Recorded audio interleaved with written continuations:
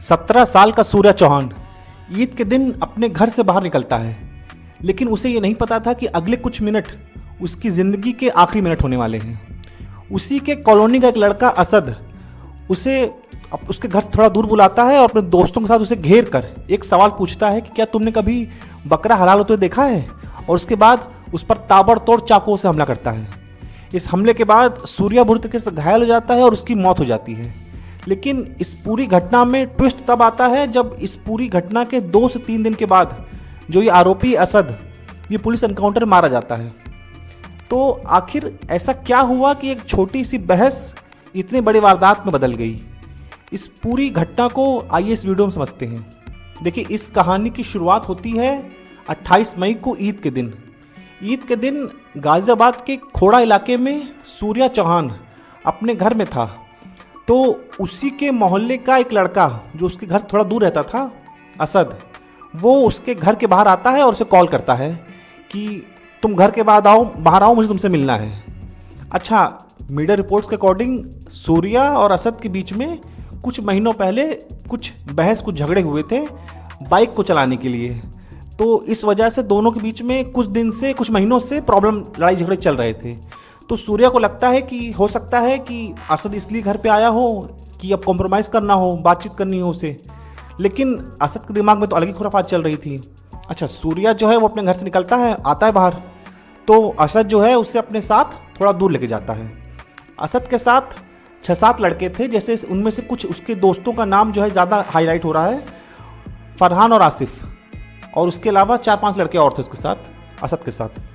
वो सूर्या को उसके घर से थोड़ा दूर लेके जाते हैं और उसको घेर लेते हैं। सीसीटीवी में इसकी फुटेज भी है।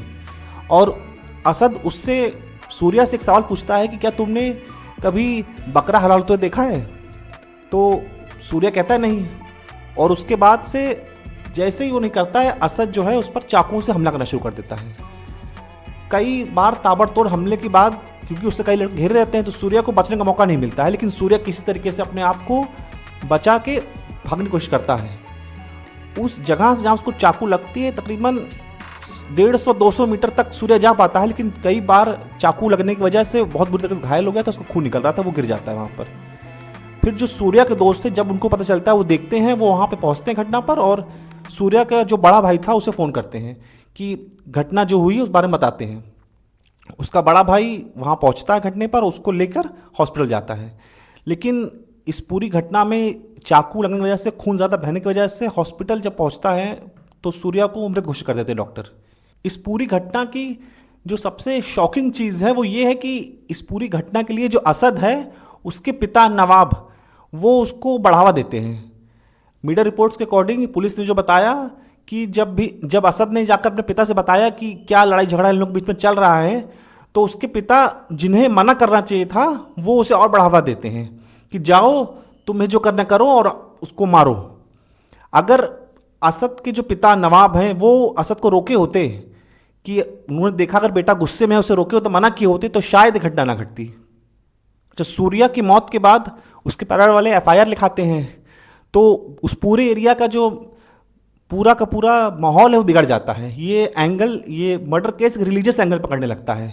तो पुलिस जो है वो तुरंत हरकत में आती है। जितने भी आरोपी थे उन सब पर 50-50 हज़ार रुपये के इनाम रखती है, और गाज़ियाबाद पुलिस की कई टीमें अलग अलग एरिया में सर्च शुरू करती हैं। 28 की यह घटना है, 29 निकलता है और 30 निकलता है। तारीख आती है 31 मई की। 31 मई को सुबह गाज़ियाबाद के ट्रांस हिंडन एरिया में पुलिस को टिप मिलती है कि वहाँ असद जो है अपने किसी साथी के साथ बाइक से जा रहा है। पुलिस जो है वहाँ पे मौके पहुँचती है, उसको घेरने की कोशिश करती है, लेकिन असद के पास कुछ असलहे थे, पिस्टल थी, कुछ कट्टे थे। वो उससे पुलिस पर गोलियां चलाता है और पुलिस जो है वो जावे फायरिंग करती है। तो इस फायरिंग में जो है वो असद को गोलियां लगती है और असद जो है वो मारा जाता है इस एनकाउंटर में। इसके बाद पुलिस जो और उसके साथ जो आरोपी थे और उसके जो पिता थे नवाब, उन सब गिरफ्तार करती है और गिरफ्तार करके अपनी हिरासत में लेती है। उन लोग खिलाफ भी FIR चलेगा मर्डर का। इसके साथ साथ गाज़ियाबाद नगर निगम में नवाब के घर के बाहर एक नोटिस लगाया है कि उसके घर का कुछ एरिया जो है वो नाजायज़ है, तो उससे तोड़ा जाएगा। तो अगले 10-15 दिन में उसके घर का कुछ हिस्सा भी तोड़ा जाए, क्योंकि असद के यहाँ, असद के जो फैमिली वाले हैं फरार हैं और नवाब जो है वो जेल में है और असद मारा जा चुका है, तो फैमिली में कोई बचा भी नहीं है, घर में ताला लगा हुआ है। तो अगले कुछ दिनों में उसके घर को गिराया भी जाएगा, उसकी कुर्की होगी।